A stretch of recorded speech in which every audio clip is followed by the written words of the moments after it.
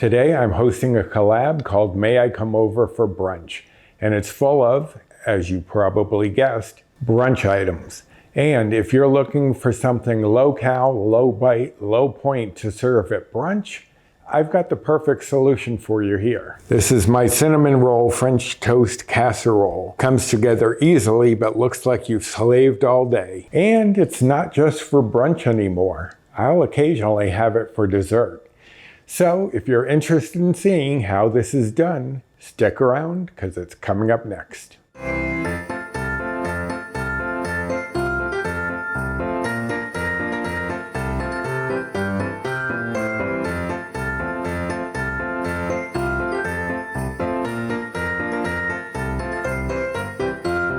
Hello and welcome to my kitchen. My name's Roy.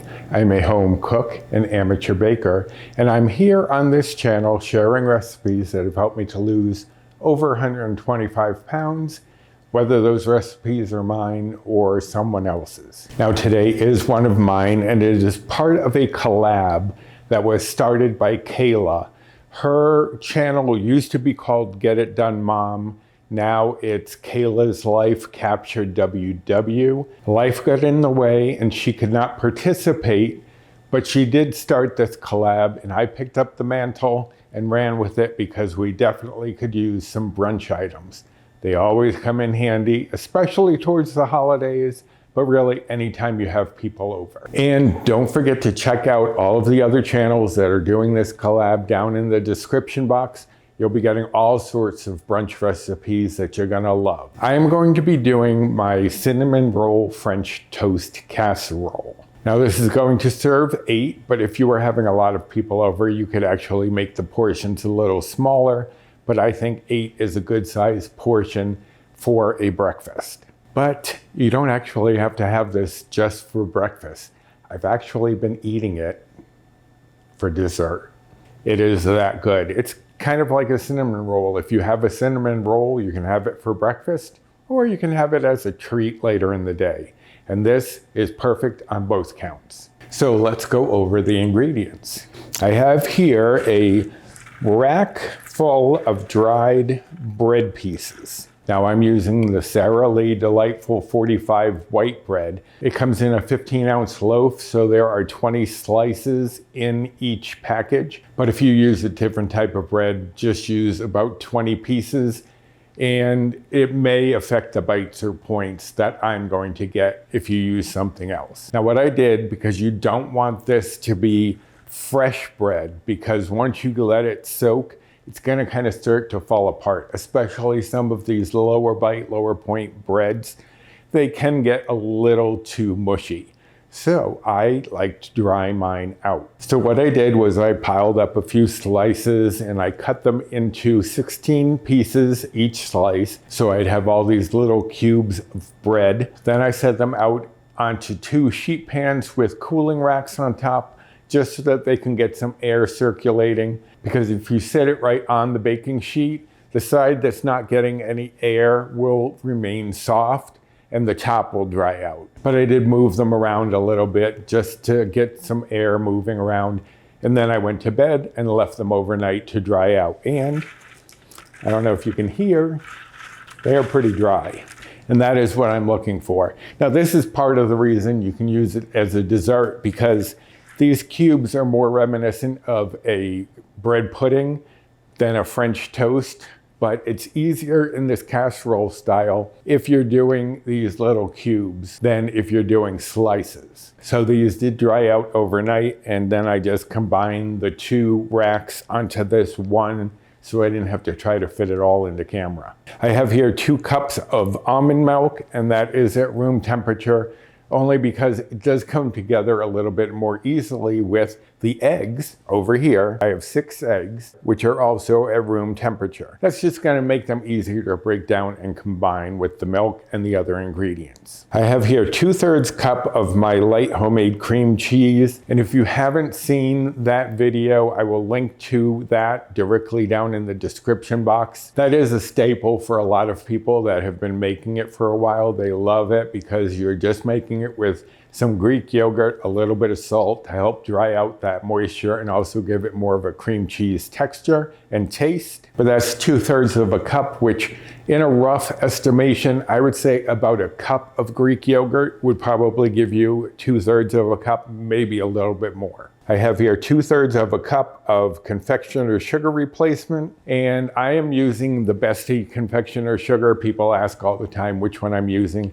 I am using Bestie. That's the one that doesn't have any aftertaste for my partner, Paul, who cannot deal with any sort of aftertaste. I can usually overlook it. He can't. So I'd rather err on the side of having no aftertaste. And here I have 1/4 cup of brown sugar replacement. And for that, I'm using the So Nourished, which I enjoyed, but Bestie also has a really good one.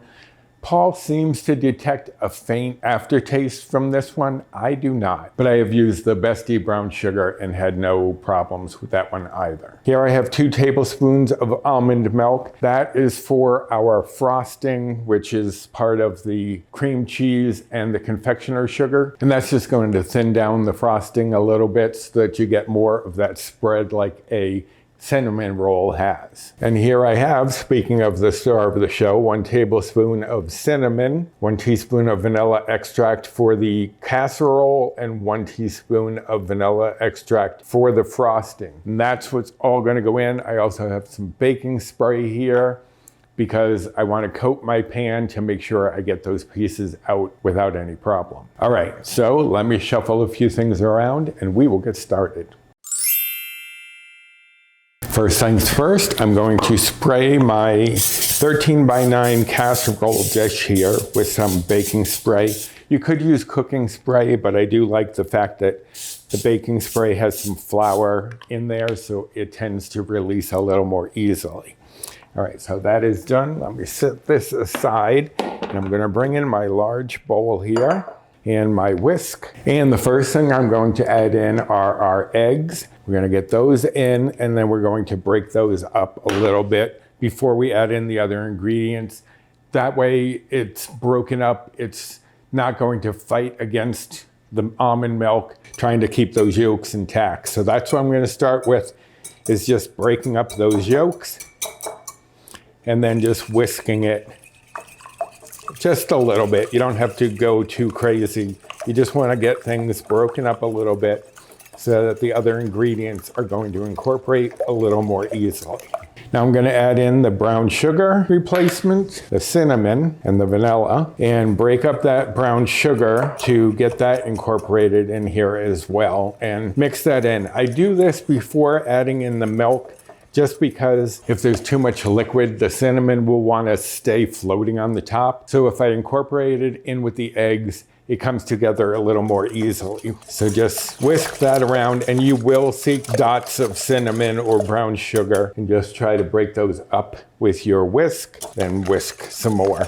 Now it's not going to break up everything, but this is going to give it a good jump start. Okay, that looks pretty well combined. I'm going to bring in my almond milk now and add that in, and just the same thing, we're just going to whisk it so that we get everything to be one homogeneous color, and it only takes a moment. That looks good right there. Okay, now the next step is to bring in our bread, and I'm just going to toss those all in there and let them start to soak up some of this custard. I've seen a lot of recipes that call for you to put the bread in the pan and then pour the liquid over it. Then I've had all the custard sink to the bottom, and the top doesn't really have any custard, so it dries out a little bit more. So I prefer doing it this way. Okay, so that's all in there. Now we're just going to toss all of our bread cubes in our custard mixture here. And this is essentially how you would do a bread pudding. So as I said, this can be used as a dessert as well, but I also think it makes a great brunch item because it definitely serves a lot of people. So I'm just going to toss this around a little bit. Now we're just going to let this sit for about 5 minutes, and I'm going to toss it on occasion just so that the bread on top gets some moisture from what is remaining down below. But about 5 minutes, and I'll be back. All right, so it's been about 5 minutes, and you can see that the bread has absorbed a lot of the liquid, but it's still retaining its shape because it was dried out. As I said, if it were still soft bread, it would have like kind of melted into the liquid rather than becoming its own separate thing. But now I'm going to bring in my 13 by 9 baking dish, and we're just going to pour all of this bread mixture into our pan, and then we're just going to spread this out into as even of a layer as we can. And you don't have to press down on it, just gently move it around, get that out into all of the corners and edges. All right, so that's all there is to this step. I have my oven preheated to 350 degrees. This is going to go in for about 30 to 35 minutes until the top is lightly browned and the center is set when you touch it. Let me get this into the oven and we will start on our frosting. For our cream cheese frosting, what we're going to do is put our cream cheese into the bowl, a larger bowl, and you can see that some of the liquid has come off from the cream cheese. Don't worry about that, just leave that in there. And I'm actually going to use that to kind of smooth out the cream cheese for now. Just spread that out and mix that a little bit. Now I'm going to add in the vanilla so I can flavor the cream cheese and incorporate that into the cream cheese also. And you will need to tap off your whisk on occasion because the cream cheese does like to get mixed in there. And then we're going to add in our sugar. I do about half for the first round and get that incorporated so I don't get a shower of confectioner's sugar all over the place. You could do this with an electric mixer, but it's really not that difficult to combine it. And I'm going to add in the rest of the powdered sugar and get that incorporated as well. And now I'm going to take my 2 tablespoons of almond milk. I'll add about half. I'll probably need all of it. And you may, if you want it a little thinner, you may want to add a little bit more, but 2 tablespoons usually seems about a good measure. So I'm just going to put about half in and whisk that in, again carefully, because you don't want to splash that almond milk out of the bowl. And now it's looking a little more like a glaze, which is what I'm looking for, but I want it a smidge thinner. So I'm gonna add the whole thing in and just incorporate that. And now I have something that I can spread that's not gonna be thick and clumpy, but it's not gonna be overly loose either. This is ready. Now I have about another 24 minutes or so in the oven. So I'll be back when that is done and ready to ice. There we have it, ladies and gentlemen, my cinnamon roll French toast casserole. And you can see it's slightly brown. It's not going to get like a brown. And if I tap in the center, it is firm and set, but still has a little bit of bounce. The bounce shows you that there is still moisture in there, which is definitely what you want. So now for the final step, we're just going to take our frosting, our icing. You don't have to wait until it cools down because you want your French toast warm. So we're just gonna drizzle that over, and you can then spread it out once you get everything on here. So don't worry too much about getting it all even the way you want it, just right off the bat. Okay, and then just spread it around like you would on a cinnamon roll. And there you have it. Cinnamon roll French toast casserole. Couldn't be any easier. And you also don't need syrup for this. The icing is sweet enough. You could do some syrup if you really wanted, but I don't think you'll need it. And as this sits, it'll start to solidify again. Right now, it's kind of seeping into the bread, and it's really making this one delicious dish. But even though you can use it as either a breakfast or a dessert, it is really not going to be too bad on the nutrition facts. But before I go over those nutrition facts, if you're new here, I would really appreciate it if you stuck around and subscribed to the channel. I've been doing it just over 2 years now, so I have quite a variety of recipes, including the cream cheese, which was my first video. So please subscribe if you're new here. And if you are new to any of the channels down in the description box who are also part of this collab, why not show them a little subscription love as well? Now, on to those nutrition facts. If you have 1/8 of this dish, it is only going to be 3 Better Balance Bites, or Old Blue Points. I'm on the Healthy Better Balance plan, which is equivalent to the old WW Blue plan, which I guess is close to the current plan, but I guess there are a few items that may throw your points off. But 3 Better Balance Bites or 3 Blue Points for 1/8 of this delicious casserole. Now, if you are following calories, the calories for 1 serving of this would be 196. And if you were following macros, the fat would be 5.6 grams, the carbs would be 45 grams, the fiber would be 8 grams, and the protein would be 14.2 grams. Again, as I made it. If you change up the bread, if you don't make my cream cheese and use a store-bought, those things may affect the bites, points, calories, and macros.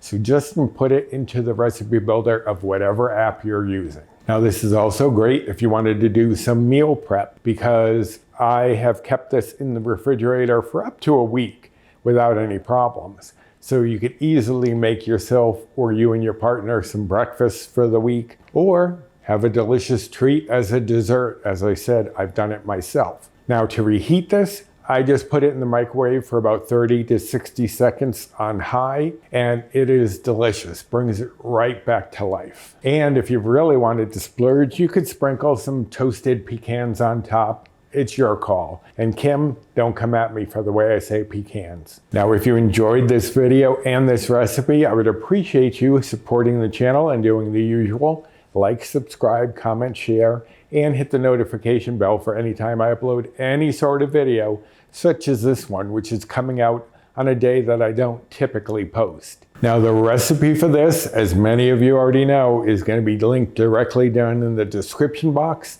Down there will also be a link to the blog itself if you're looking for any of my recipes, such as the cream cheese. And also down there is my Amazon storefront, my Built Bar Rewards, Fetch Rewards, Skinny Syrups code, and my social media. I have an Instagram and now 3 Facebook groups that I am a part of. So go check out that description box for all sorts of information. And if you're not sure how to open up the description box, under the title of this video, just click more or show more, and it will open up the description box for you there. Well, this cinnamon roll French toast casserole is ready to go, but I'm not sure if I want it for breakfast or dessert. Why not both? Anyway, I hope that you will be enjoying this no matter what meal you have it for. And until next time, bye.